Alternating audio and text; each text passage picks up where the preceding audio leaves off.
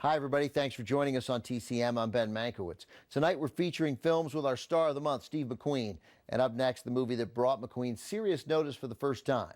From MGM in 1959, Never So Few. McQueen's casting was something of a fluke. Never So Few's star is Frank Sinatra. The original plan was to feature two members of Sinatra's Rat Pack in the cast, Peter Lawford and Sammy Davis Jr.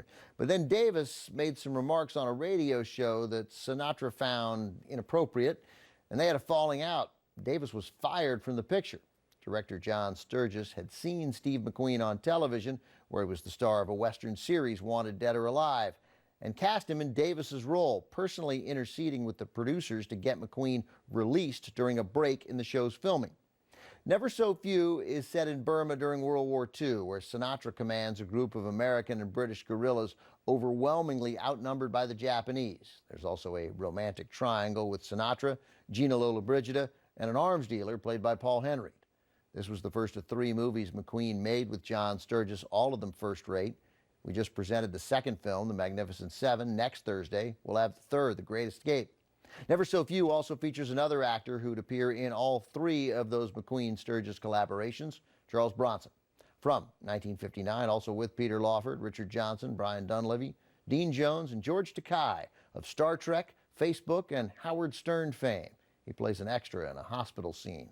This is Never So Few. On the set of Never So Few, Frank Sinatra and Steve McQueen clowned around between takes by throwing lit firecrackers at each other. I can't tell you how many times I've done that. Oh, yes, I can. Never.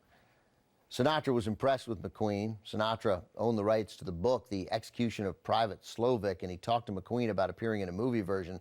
That actually didn't pan out. The project, though, became a 1974 TV movie with Martin Sheen in the title role.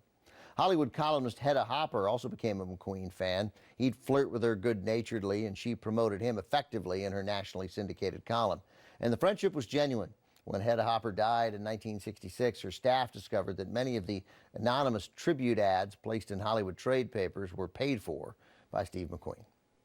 Up next, a film biography set in the boxing ring featuring McQueen in a small role, but it did get him noticed.